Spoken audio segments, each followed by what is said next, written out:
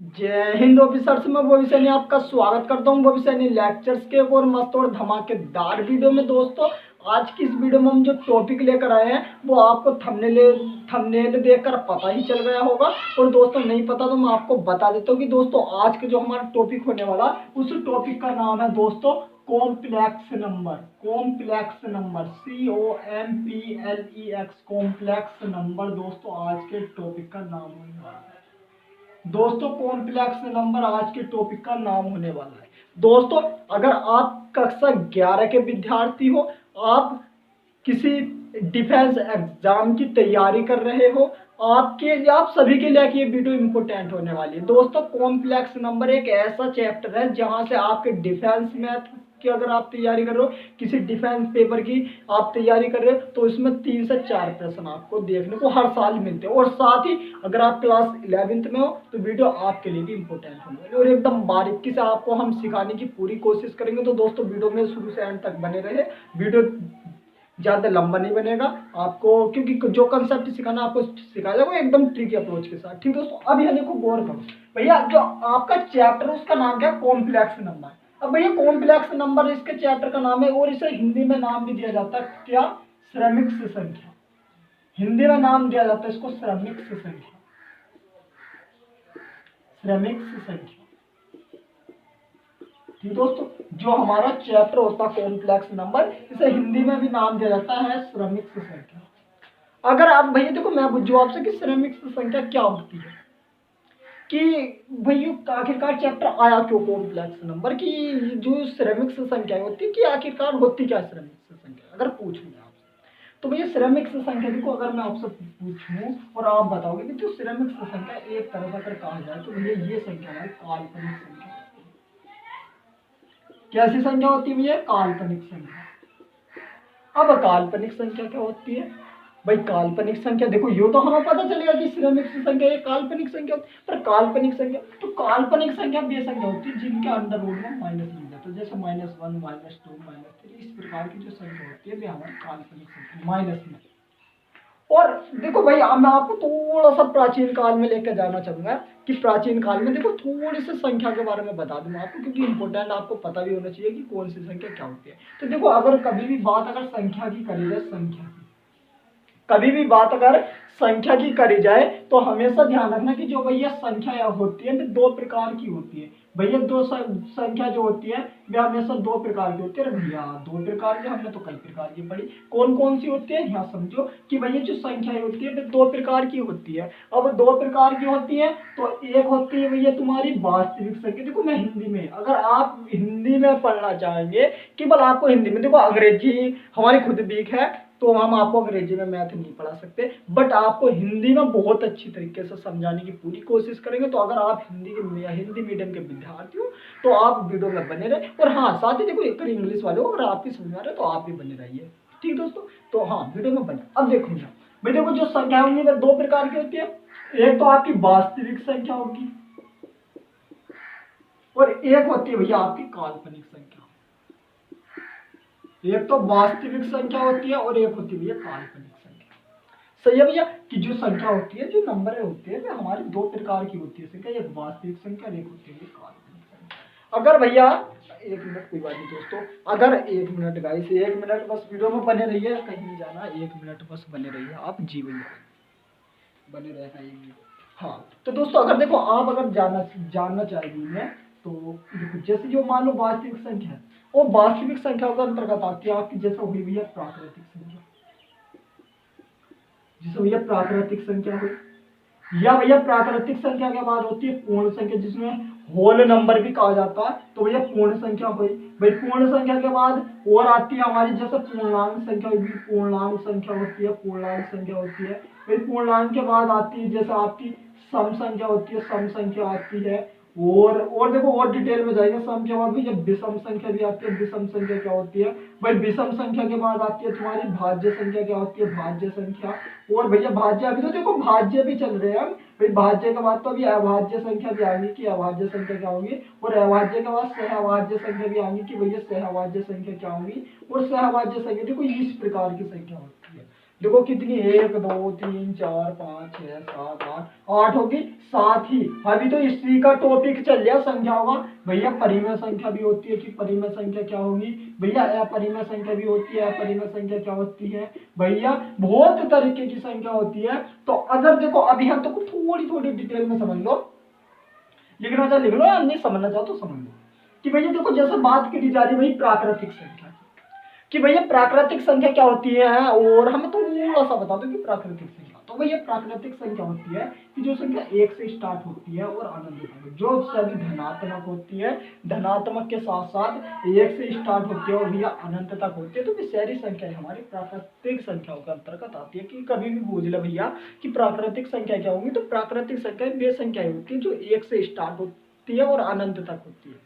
जो 1 से स्टार्ट होती है और अनंत तक होती है, वे सभी संख्या कैसी संख्या होती है, प्राकृतिक संख्या। अगर भैया मैं पूछूं आपसे कि पूर्ण संख्या क्या होती है, पूर्ण संख्या जिसे इंग्लिश में होल नंबर बोलते हैं, कि भैया पूर्ण संख्या क्या होती है, तो आप कहोगे भैया पूर्ण संख्या वे संख्याएं होती है जो जीरो, मतलब अगर प्राकृतिक संख्याओं में जीरो को लगा दिया जाए, भाई प्राकृतिक संख्या है और इसमें शुरू में जीरो लगा दो और प्राकृतिक संख्या को उठा दो, तो ये जो संख्या बनकर प्राप्त होती है ये हमारी पूर्ण संख्या बनकर प्राप्त होती है। मतलब अगर पूछूं कि पूर्ण संख्या क्या संख्या होती है, तो पूर्ण संख्या वे संख्या होती है, पूर्ण संख्या वे संख्या होती है जो जीरो से शुरू होती है और भैया अनंत तक होती है। जो जीरो से शुरू होती है और कहां तक होती है भैया, अनंत तक होती है, तो वे सभी संख्याएं हमारी पूर्ण संख्याएं होती है। सही दोस्तों, अभी भाई देखो नेक्स्ट है पूर्णांक। पूर्णांक संख्या क्या होती है। अब देखो दोस्तों आपने प्राचीन काल में पढ़ा भी होगा कि जैसा मान लो संख्या रेखा होती है हमारी, भाई देखो संख्या रेखा होती है और संख्या रेखा को जो बिंदु ओ होता है। अब इसमें आपने क्या पढ़ा होगा कि ये जो बिंदु ओ जीरो होता है, जो बिंदु जीरो भैया बिल्कुल ठीक, बिंदु जीरो से इधर इधर देखो भैया बिंदु जीरो से इधर मेरा बायां हाथ पड़ता है और बिंदु जीरो से इधर मेरा दायां हाथ पड़ता है। तो भाई बिंदु जीरो से बाएं हाथ की तरफ बिंदु जीरो से बाएं हाथ की तरफ जितनी भी संख्या होती है वे सारी ऋणात्मक संख्याएं होती है। भाई जो बिंदु ओ होगा जीरो होगा, इससे बाएं हाथ की तरफ जितनी भी संख्या वे ऋणात्मक होती है और दाएं हाथ की तरफ जितनी भी संख्या होती है वे धनात्मक होती है। ठीक दोस्तों, तो दोस्तों बस 1 मिनट बस वीडियो में बने रहना, बस देखो कुछ हो जाता।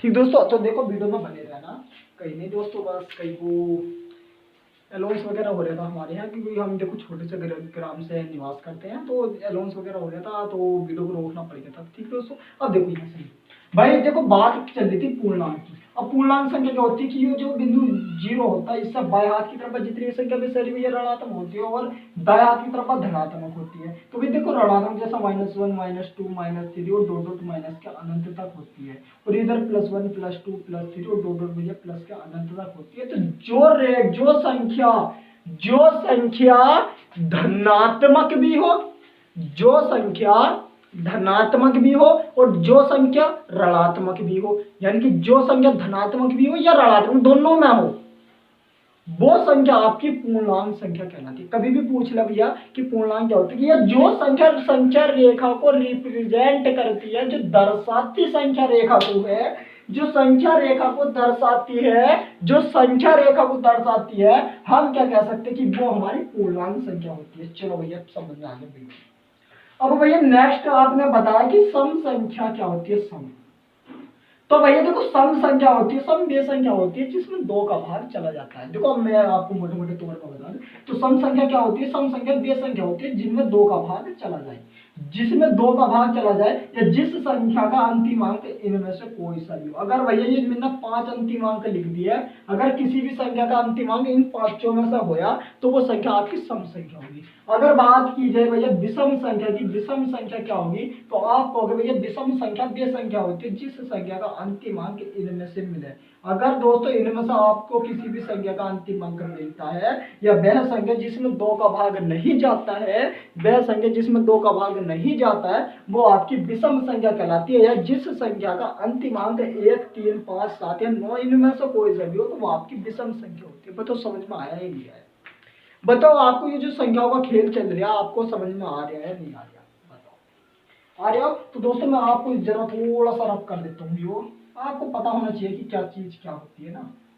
ठीक, अब यहाँ देखो गौर करो भाई, देखो ये तो सम विषम का केस हो गया था। अब देखो जैसा केस आता भाज्य संख्या का, भाई भाज्य संख्या का केस आ गया तो भैया अगर मैं पूछ लूं आपसे कि भाज्य संख्या क्या होती है तो आप बता भी सकते हो एकदम कि भाज्य संख्या वे संख्या होती है कि जिस संख्या के गुणनखंड क्या हो 2 से अधिक हो। मतलब जिस संख्या के गुणनखंड 2 से क्या होंगे 2 से अधिक होंगे, जिस संख्या के गुणनखंड 2 से अधिक होंगे तो वह संख्या क्या होती है, वह संख्या हमारी भाज्य संख्या क्या होती है। अगर कभी भी पूछा जाता है और बहुत पूछा जाता है दोस्तों संख्या में अगर संबंधित, अगर मैं आपसे बताऊं कि 2 सवाल तो भैया जो डिफेंस वाले एग्जाम होते हैं उसमें संख्या से रिप्रेजेंट आ जाते हैं कि भैया कि प्राकृतिक संख्या क्या होती है। अगर क्लास 10th में हो तो क्लास 10th में भी आ सकती है, बी की संख्या रेखा उसे बहुत संख्या रेखा से संबंधित संख्या से संबंधित आ जाती है क्लास 10 में भी कि भाई भाज्य संख्या कौन सी होती है। तो इस प्रकार आ जाती है तो संख्याओं का खेल आपको पता होना चाहिए, क्योंकि भाई हमारा मकसद वो है कि आप किसी भी क्लास के स्टूडेंट हो आपको एकदम बारीकी से टॉपिक को समझाना। देखो कोई भी मोटे मोटे तौर पर तो कोई भी आकर अगर आपको कोई भी महारतें हासिल करा देता पर वो आपका नहीं, वो आप सवाल को रखते हैं पर यहाँ आप समझ रहे हो कि क्या संख्या क्या होती है। तो भाज्य संख्या क्या होगी, भाज्य संख्या वह संख्या होती है, भाज्य संख्या वह संख्या होती है जिस संख्या के गुणनखंड 2 से क्या होते हैं अधिक होते हैं। अगर बात की जाए अभाज्य संख्या क्या होगी भैया, अभाज्य संख्या क्या होगी तो अभाज्य, अगर आपको नहीं दिख रही है अभाज्य संख्या तो मैं यहाँ को भी लिख देता हूँ कि बात चलिए दोस्तों अभाज्य संख्या, देखो मार्कर हमारा जाने किया होगा अभाज्य। तो अभाज्य संख्या वह संख्या होती है जिसके गुणनखंड केवल और केवल 2 होते हैं, 2 गुणनखंड होते हैं। अब कौन कौन से होंगे दो कि एक तो वह संख्या खुद, जैसे मान लो मैंने भाई एग्जाम भेजा 13 और अगर मैं 13 के टुकड़े करूं तो आप हो गए 1 गुणा के 13, मतलब एक तो वह संख्या खुद और एक हमारा वन।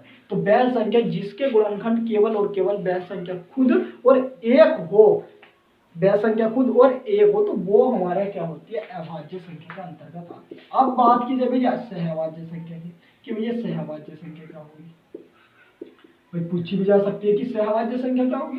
देखो ये लिख भी दिया, अगर आपको नहीं दिख रहा हो तो मैंने यहाँ को भी लिख दिया कि सहभाज्य। अब देखो सहभाज्य संख्या में मतलब क्या होती है ना, सहभाज्य संख्या हमारी 2 संख्या होती है। मान लो हमने कोई 2 संख्या उठाई, कभी भी अगर मान लो हमने 2 संख्या उठाई, भाई 2 संख्या जैसे मैंने एक 7 उठाई और एक हमने 5 या 7 उठा ली, मान लो 5 और 7 2 संख्या होती है सहभाज्य संख्या में। अब देखो इन दोनों संख्याओं में देखो वही लिस्ट क्या आ रही है, मतलब जो कॉमन पार्ट आ रहा है। तो आप कहोगे भी 5 और 7 में तो कुछ भी कॉमन नहीं आ रहा है, मतलब एक चीज को बना रहे हैं इसमें से कितना 1। भाई देखो कुछ कॉमन नहीं आ रहा तो 1 कॉमन आ रहा है। जैसा मान लो मैंने संख्या ली 9,13 ली, अगर भाई इनमें से गौर करो तो इनमें से कॉमन पार्ट क्या आ रहा है भैया, तुम कहोगे 1। तो वे दो संख्या जिनमें से कॉमन केवल केवल 1 आता है तो वो हमारी सहभाज्य संख्या से आती है। सहभाज्य संख्या के अंतर्गत कौन सी संख्या आती है कभी भी पूछा जाए तो भाई सहभाज्य संख्या के अंतर्गत वही संख्या आती है जिसमें केवल कॉमन पार्ट 1 होता है। देखो इसमें भी कॉमन पार्ट 1 आ रहा है आपका और इसमें भी कॉमन पार्ट आपका 1 आ रहा है, तो ये हमारी सहभाज्य संख्या होती है। चलो ये भी पता चल गया।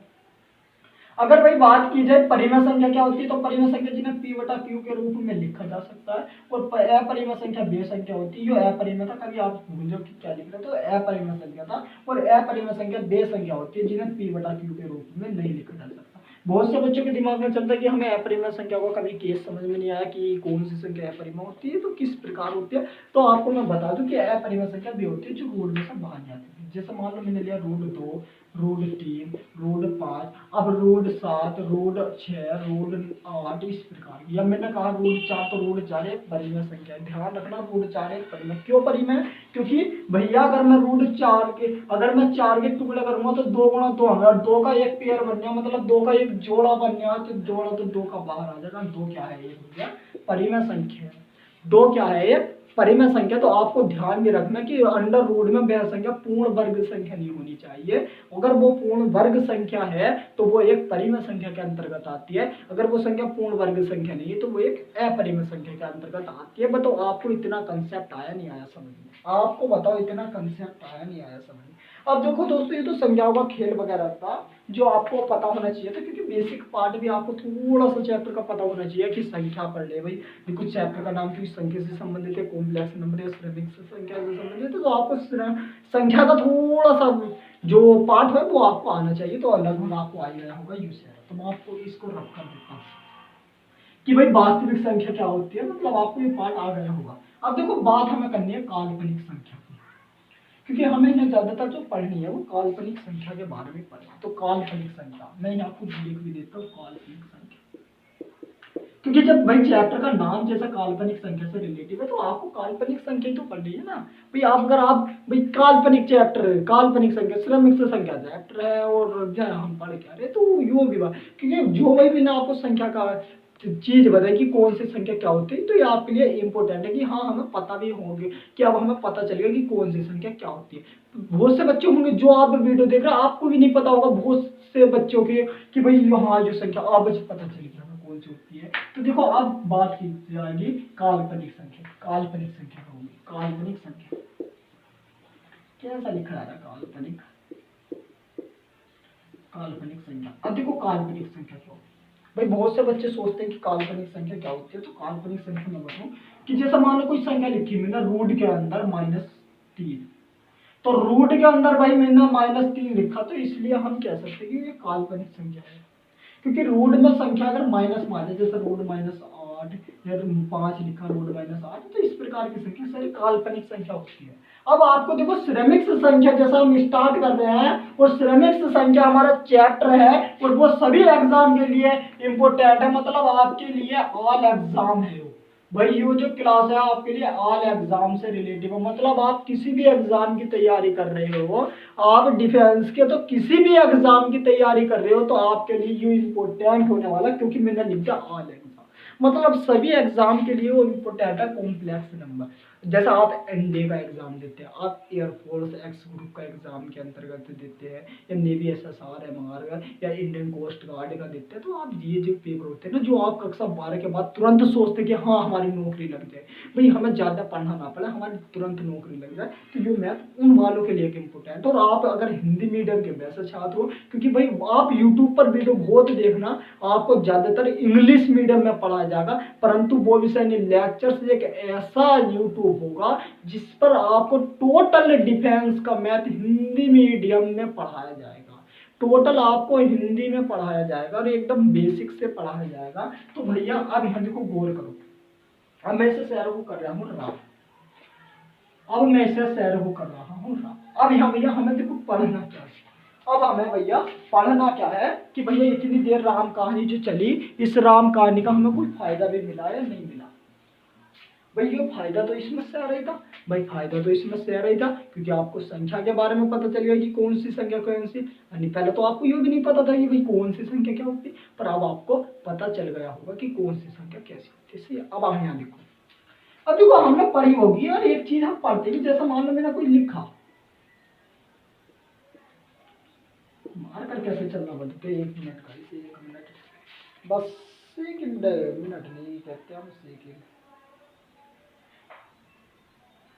पता नहीं मार्कर में क्या हो गया इसमें, तो नया मार्कर लाना पड़ेगा, परंतु कोई बात नहीं एडजस्ट तो हमें करना पड़ेगा। यहाँ देखो हमने जैसा लिखा भाई x² + 1 = 0 लिखा, मान लो हमने कोई समीकरण लिखी x² + 1 = 0, सही है। अब यहाँ देखो जब हमने ये लिख दी, अब यहाँ गौर करो तो भैया प्लस का वजह से इधर उठा के ले जाऊंगा तो भैया तुम कहोगे माइनस का, मतलब x² बराबर कह सकते हो माइनस का, क्योंकि प्लस का मतलब मैं इसे इधर उठा के लिया तो भैया माइनस का होगा। बताओ समझ में आया नहीं आया। अब यहाँ देखो गौर, अब देखो जब ये स्क्वायर है, जब यो स्क्वायर है तो इसको को मैं इधर ला सकता हूँ तो इस पर अंडर रूट चल जाएगा, मतलब x बराबर मैं कह सकता है इसको √-1। बताओ समझ में आया या नहीं आया, आ गया समझ में। भाई देखो यो इस स्क्वायर था इधर आ गया भैया, अंडर रूट चढ़ गया इस पे।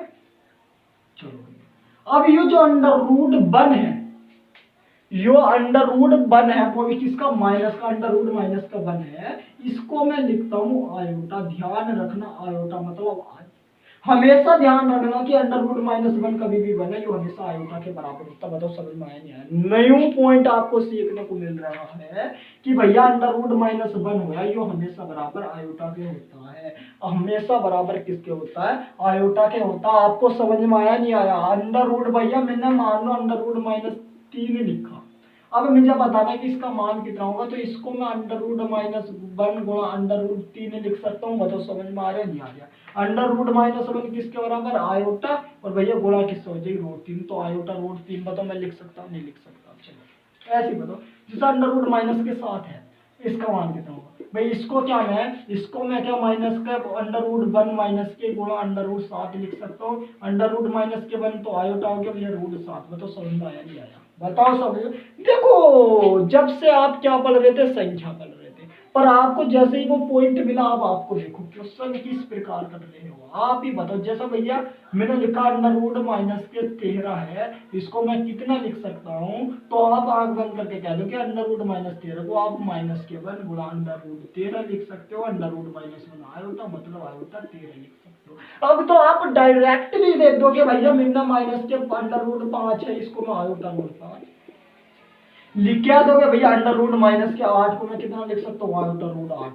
बहुत बढ़िया एकदम बता रहे। √-11 को मैं आयोटा कितना लिख सकता हूँ, √11। बताओ बता रहे नहीं बता रहे, बता रहे नहीं बता रहे भाई। जैसा आया √-15 है, इसको मैं कितना आयोटा 15, बोली एकदम। बताओ अब आप एकदम से बता दोगे कि इसको मैं यो लिख सकता हूँ। बताओ समझ में आया या नहीं आया इतना टॉपिक। इतना टॉपिक अगर आपको समझ में आया है, इतना टॉपिक अगर आपको समझ में आया है, तो आप बता दें, बता दो भाई कि जो -1 होता है अंडर रूट में, इसको हम आयोटा लिखते हैं और इस फॉर्म में इसको लिख सकते हैं। बताओ समझ में आया या नहीं आया, समझ में आया या नहीं आया, मुझे इतना बता दो। ये टॉपिक आपकी आगे समझ में, शाबाश बिल्कुल। अब यहाँ देखो गौर करो भाई, देखो जैसा हमें पता कि भाई आयोटा बराबर हो गया -1 के, √-1 के। जैसा हमने पढ़ लिया कि जो आयोटा वो बराबर हो गया √-1 के। चलो अगर यह गौर करो कि मैंने दोनों पक्षों का वर्ग कर दिया, तो इधर आयोटा का वर्ग हो जाएगा और बराबर हो जाएगा भैया √-1 का वर्ग, मतलब √-1 का वर्ग स्क्वायर, अंडर रूट कैंसिल, मतलब आयोटा स्क्वायर बराबर कितना मिलेगा, -1। मैंने इसी में इसे नोट कर लो या इसको नाम मार्क कर लेते हैं ऐसे। अब मैंने इसमें क्या करा, दोनों तरफ आयोटा से कर दी गुणा, तो आयोटा की पावर 2 थी, एक और आयोटा आ गया, तो आयोटा की पावर कितनी होगी, 3, और बराबर इधर आयोटा की गुणा कर दी, तो माइनस क्या आ गया। आपको ये भी मार्क कर लेना अच्छी तरीके से। अब यहाँ देखो गौर करो, ये जो आयोटा स्क्वायर है इधर -1 है। अगर मैंने इसमें फिर दोनों पक्षों का क्या कर दिया भैया, वर्ग कर दिया, दोनों पक्षों का मैंने वर्ग कर दिया, तो आयोटा की पावर 2, तो आयोटा की पावर 4 बन गई, और -1 बन गया भैया तुम्हारा -1 का जैसे वर्ग होया, और इधर आयोटा स्क्वायर का भैया वर्ग होया, तो इधर तो आयोटा की पावर 4 बन गया, और इधर -1 का वर्ग भैया +1 हो गया। तो ये भी आपके लिए इनपुट है। मतलब आपको 2 चीज पता चल गई, 3 चीज पता चल गई कि कभी भी अगर आपका आयोटा स्क्वायर कहीं भी बने, तो आप कह दोगे कि उसका मान कितना होगा, -1 होगा। अगर देखो आपने हंसी हंसी में ये चीज सीख ली, आपने मजाकों मजाकों में ये 3 चीज सीख ली, और जो आपके शुरू से अंत तक इस चैप्टर का हिस्सा रहने वाली है कि आयोटा की पावर कभी भी 3 बने, वो हमेशा ध्यान रखना माइनस के आयोटा के बराबर होगी, और आयोटा की पावर कभी भी 4 बने, वो हमेशा 1 के बराबर होगी। आपने ये चीज हंसी हंसी में सीख ली।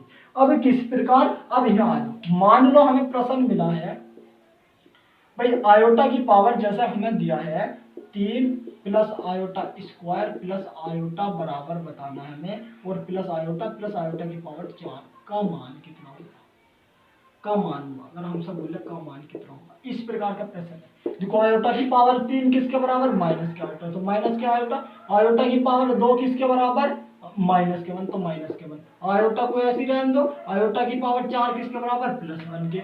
Minus iota plus iota cut गया, +1 -1 कट गया, मतलब कितना आ गया, 0। मतलब आप इस समीकरण को बता सकते हो कि ये हमेशा किसके बराबर होगी, 0 के बराबर होगी। आपने बताया भैया आयोटा की पावर 3 माइनस के आयोटा के बराबर। अब आपको एक कंसेप्ट और सीखना है, अब आपको एक कंसेप्ट और सीखना है। वो क्या है भैया कि जैसा मान लो हमें आयोटा की पावर, हमें यूं तो पता चल गया कि भाई अगर आयोटा की पावर 4 है वो हमेशा 1 के बराबर होगा, परंतु बाजी केस में जैसे मान लो आयोटा की पावर 19 हो, मैंने लिख दिया भाई आयोटा की पावर 19 है, इसका मान मुझे बता दो कितना होगा। आयोटा की पावर 19 का मान कितना होगा, जल्दी बता दो। जितने भी बच्चे वीडियो को देख रहे हैं वे बता सकते हैं, और लगभग वे सभी बता सकते हैं कि आयोटा की पावर 19 का मान कितना होगा। तो जैसा आयोटा की पावर 19 होती है, तो ये आपको न्यू कंसेप्ट सिखाना था, तो आप कहोगे कि आयोटा की पावर जो 19 होगी, इसका मान हमेशा कितना होता है, ध्यान रखा करो, इसका मान हमेशा कितना होगा, जल्दी बता दो कितना होगा, आयोटा की पावर 3, मतलब माइनस के आयोटा।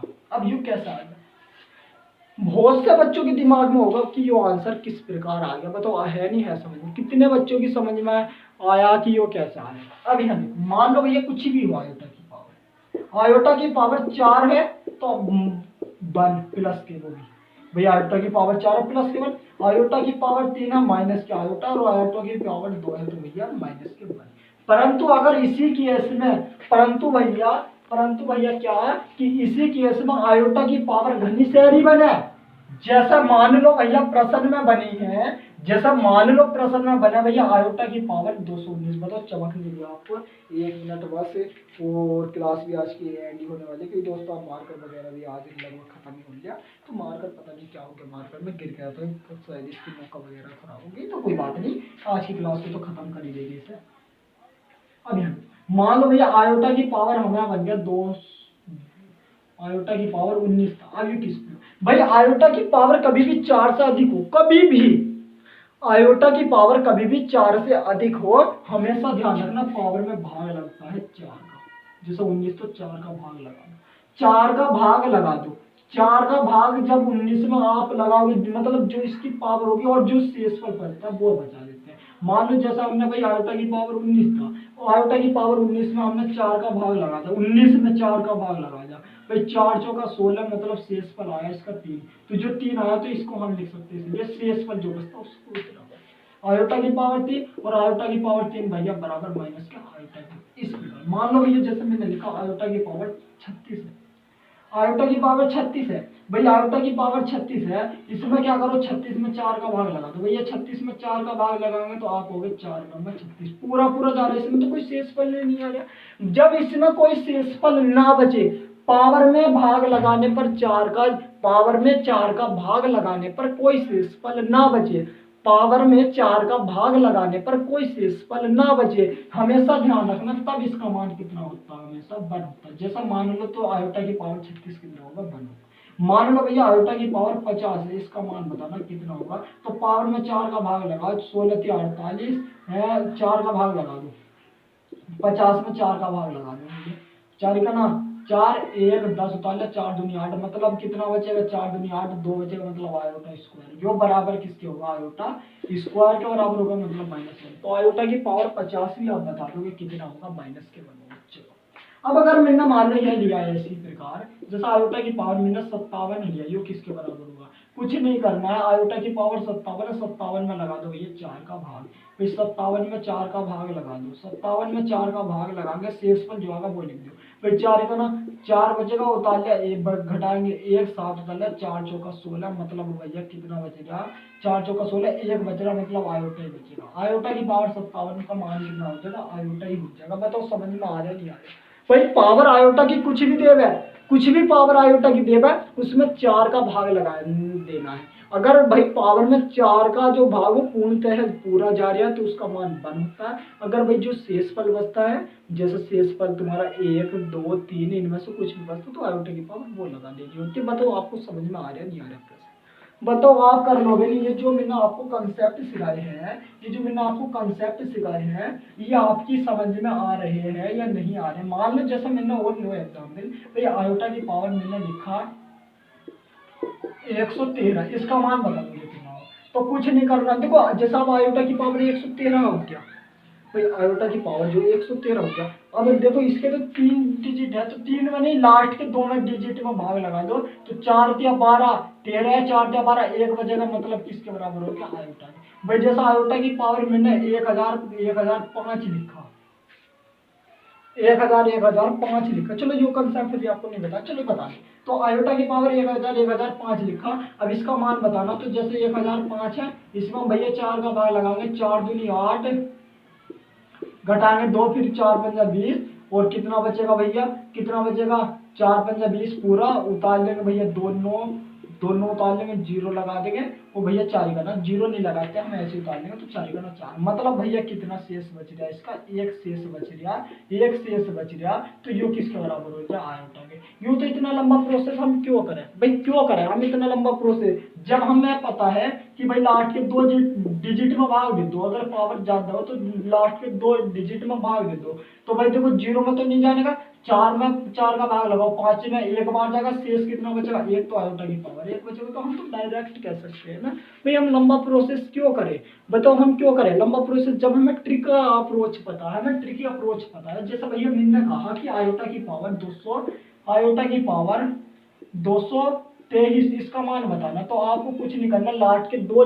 डिजिट में भाग लगाना। भैया 23 है, 4 का भाग लगाएंगे तो 20, 3 बचा, आयोटा की पावर 3, आयोटा की पावर 3 माइनस के आयोटा के बराबर होती है। बताओ आंसर देते साल बता रहे। अब आप बताओ अपने आप से, आपकी समझ में ही आ गया? अगर आपकी समझ में आ गया तो मैं अब आपके लिए प्रश्न लिख रहा हूँ जो आपको करके दिखाना है, क्योंकि बस आज की वीडियो में इतना ही रहेगा। वीडियो काफी ज्यादा लंबा ना बने, बहुत रिलैक्स चलिएगा। मेरे अब बताइए क्लास कैसी लगी, कमेंट सेक्शन में जरूर।